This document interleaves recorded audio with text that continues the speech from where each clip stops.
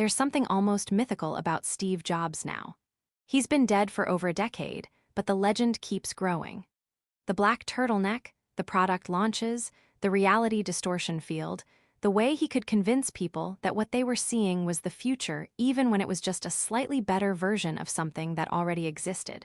He changed technology, changed how we interact with computers and phones and music. But the story of how he did it, and who he was while doing it, that's messier than the mythology suggests. Because Jobs wasn't just a visionary. He was also difficult, cruel sometimes, brilliant sometimes, and almost always impossible to work with. He was born in 1955 in San Francisco and given up for adoption immediately. His biological parents were young, unmarried, not ready for a child. They placed him with Paul and Clara Jobs, a working-class couple in Mountain View. Paul was a machinist and a tinkerer, the kind of guy who could fix anything, and he taught young Steve about craftsmanship, about the importance of making things well even in the parts nobody sees. That idea, that even the inside of a product should be beautiful, that became central to Jobs' philosophy later on. His adoptive mother was an accountant, patient, and supportive. By all accounts, they gave him a stable childhood, but Jobs always seemed to carry something from being adopted. A sense that he was special, chosen, but also abandoned. Both things at once. He grew up in Silicon Valley before it was called that, when it was still orchards and electronics companies just starting to cluster together. He was a smart kid, bored easily, got in trouble at school for being disruptive, but he was also curious, especially about electronics. As a teenager, he met Steve Wozniak through a mutual friend. Wozniak was older, a genuine electronics genius, the kind of guy who could build computers from spare parts just for fun. They became friends despite being different in almost every way. Wozniak was generous, easygoing, loved sharing his creations. Jobs was intense, focused, already thinking about how things could be sold, how they could matter beyond just the technical achievement. Jobs went to Reed College in Portland, but dropped out after one semester. Couldn't see the point of spending his parents' money on required classes he didn't care about. But he stuck around campus for another year and a half, sleeping on friends' floors, auditing classes that interested him. One was a calligraphy course, and he became fascinated by fonts, by the beauty of letter forms, by the idea that text could be art. Years later, that seemingly useless class influenced the design of the Mac, made Apple the first computer company to care about typography. At the time, though, he was just a college dropout trying to figure out what came next. He spent time at a commune, experimented with LSD, traveled to India searching for spiritual enlightenment, came back with his head shaved and wearing traditional Indian clothing. He was trying on identities, looking for meaning, convinced there was something deeper he was supposed to be doing. He also went back to Atari, the video game company, and got a job as a technician. He was difficult even then, abrasive, smelled bad, because he'd convinced himself that his fruit-heavy diet meant he didn't need to shower. His manager had to put him on the night shift so he wouldn't annoy the other employees. But he kept in touch with Wozniak, and in 1976, Wozniak built something remarkable.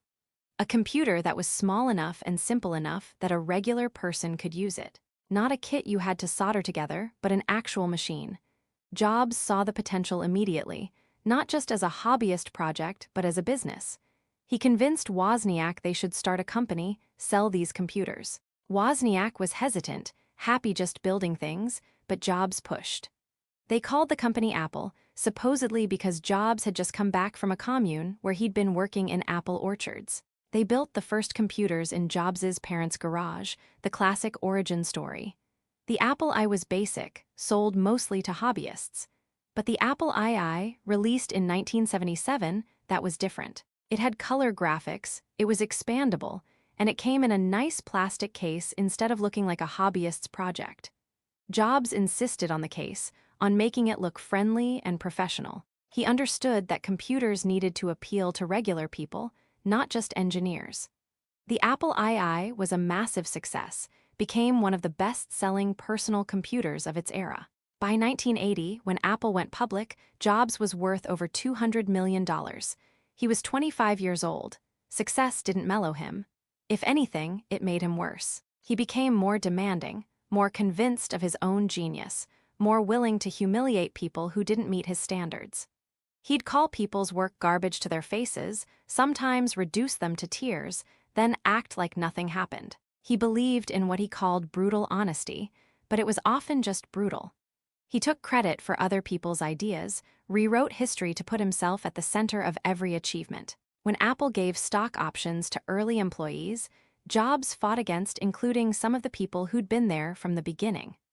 Wozniak ended up giving some of his own shares to people Jobs had excluded because he felt it was wrong.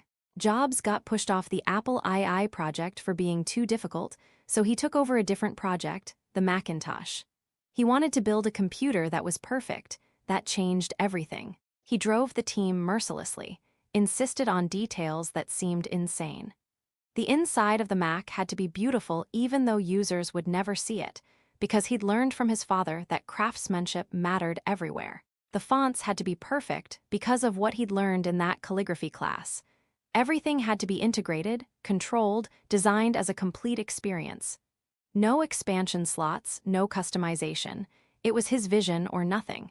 The Mac launched in 1984 with a famous Super Bowl commercial directed by Ridley Scott. The computer itself was revolutionary in some ways, had a graphical user interface, and a mouse when most computers were still command line only. But it was also underpowered, overpriced, and too limited for serious work. It didn't sell well initially. And Jobs' relationship with Apple's CEO, John Sculley, whom Jobs had personally recruited from Pepsi, was falling apart. Jobs was undermining Sculley, trying to control everything being impossible. The board had to choose between them. In 1985, they chose Sculley. Jobs was out. He was 30 years old, fired from the company he'd founded. It should have destroyed him. Instead, it might have saved him, because what came next forced Jobs to actually learn something. He started a new computer company called NeXT, determined to build the perfect machine. He also bought a small animation company from George Lucas for $10 million. That company was Pixar. NeXT never succeeded commercially. The computers were beautiful, technically advanced, but way too expensive.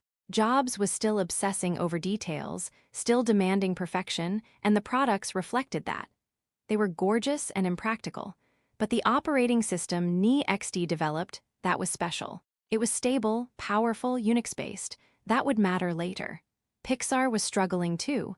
Jobs had bought it thinking they'd sell high-end graphics computers. They didn't sell. The company was burning through his money, and he considered shutting it down multiple times. But they had a small animation division led by a guy named John Lasseter, and they were making experimental short films. Jobs didn't really understand animation, didn't care about it much, but he kept funding it because nothing else was working. In 1995, they released Toy Story, the first fully computer-animated feature film. It was a massive hit, revolutionized animation. Pixar went public, and suddenly Jobs was worth over $1 billion. Not from computers, from cartoons. Meanwhile, Apple was dying. They'd lost their way after Jobs left, released too many products, diluted the brand, couldn't compete with Windows. By 1997, they were months from bankruptcy. They needed an operating system for their next generation of computers, and the one they were developing in-house wasn't working. So they looked outside. They bought NeXT for over $400 million, which meant bringing Jobs back as an advisor. Within months, he'd maneuvered himself back into control, became interim CEO, then permanent CEO. He immediately started cutting. Apple had dozens of products, most of them mediocre. Jobs killed almost everything, narrowed the focus to 4 computers. 2 laptops, 2 desktops, 1 consumer, 1 professional, that's it. He also killed the licensing program that let other companies make Mac clones, brought everything back under Apple's control. It was ruthless, and it worked. The company stabilized. Then came the iMac in 1998, a translucent blue all-in-one computer that looked like nothing else on the market. It was friendly, fun, completely different from the beige boxes everyone else was making. It didn't have a floppy drive, which seemed insane at the time but turned out to be prescient. It was a hit, saved the company, made Apple cool again. Jobs wasn't done. He'd been thinking about music, about how people were starting to download MP3 files illegally because there was no good legal way to buy digital music. The existing MP3 players were terrible, complicated, held barely any songs. In 2001, Apple released the iPod. It was simple, elegant, held 1,000 songs, and actually worked well. The scroll wheel was brilliant, the design was minimal, and the marketing was perfect.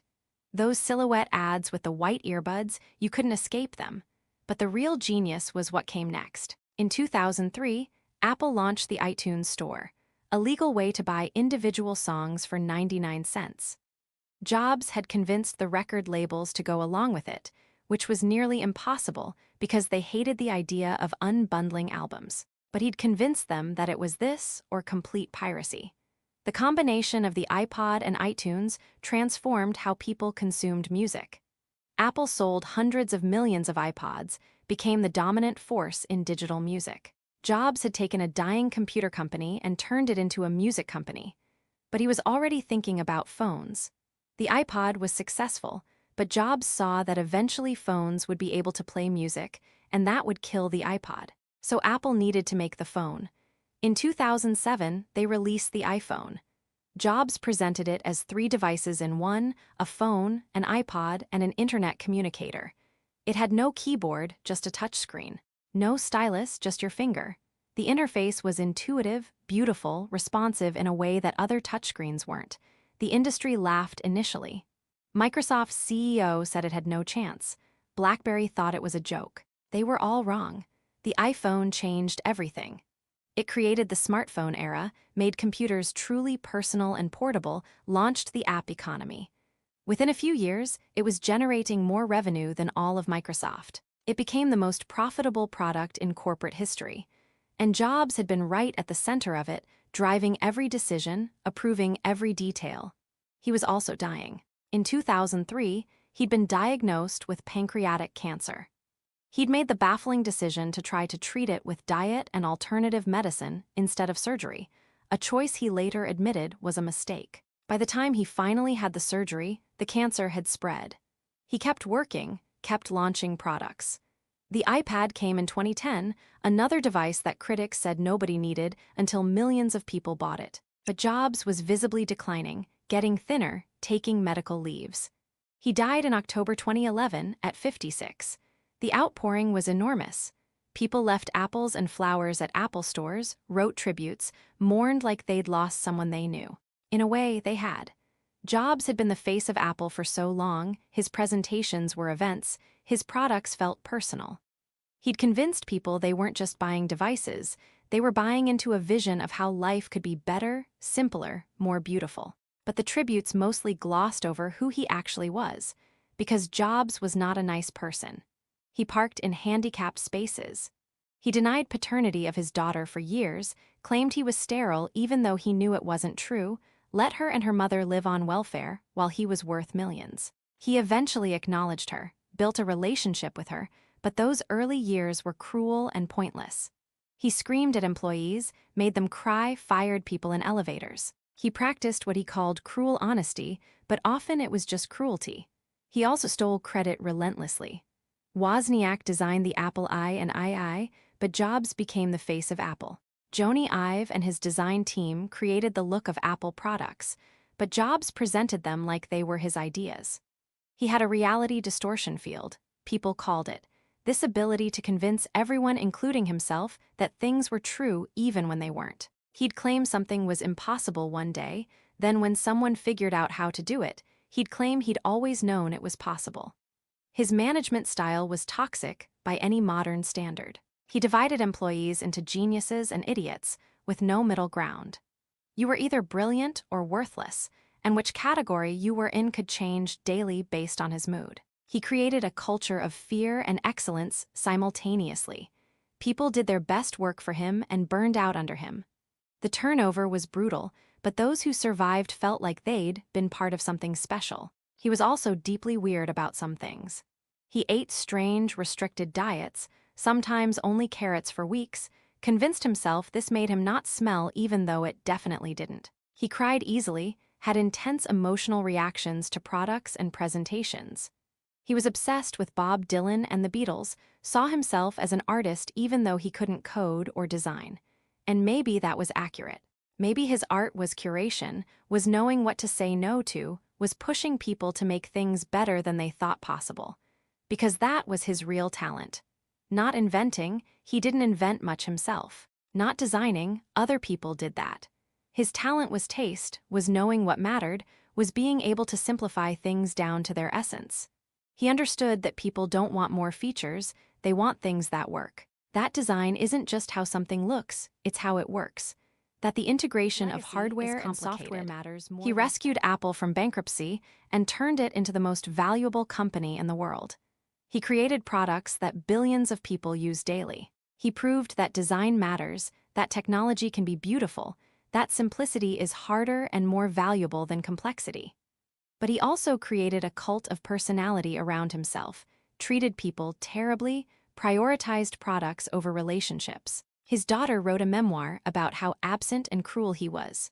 Former employees have written about the psychological damage of working for him. So what do we do with that? How do we reconcile the genius and the cruelty, the vision and the narcissism? Maybe we don't. Maybe we just acknowledge that Jobs was human, complicated, deeply flawed, and also capable of inspiring people to create extraordinary things. Maybe we recognize that his approach worked for him but wouldn't work for most people, shouldn't work, that there are better ways to lead and create. The danger is in mythologizing him too much, in treating his methods as gospel. Because the reality distortion field, the cruel honesty, the willingness to burn people out, those aren't prerequisites for innovation. They were Jobs' personal dysfunction that happened to coincide with brilliance. Plenty of people are cruel without being visionary, and there are visionaries who aren't cruel. Jobs was both, and he got results, but that doesn't mean the cruelty caused the results. What's clear is that he changed technology permanently. The iPhone alone would be enough to secure his legacy, but he also transformed music distribution, animation, personal computing, tablets. He showed that technology companies could be design companies, that consumer electronics could be aspirational, that people would pay premium prices for products that were meaningfully better. Every tech company now copies Apple's playbook in some way. The minimalist design, the controlled ecosystem, the theatrical product launches, the focus on user experience over specs. That's all Jobs. He died convinced that he'd built something lasting, and he was right about that. Apple continued to thrive after him, became a $2 trillion company, kept releasing products that defined categories. Tim Cook, his successor, was nothing like Jobs personality-wise, and that was probably for the best. The company didn't need another tyrant, it needed steady leadership. But it was built on the foundation Jobs laid, the culture he created, the standards he set. The man who changed technology was difficult and brilliant, cruel and visionary, human and monstrous. He failed sometimes, got fired from his own company, made terrible personal decisions.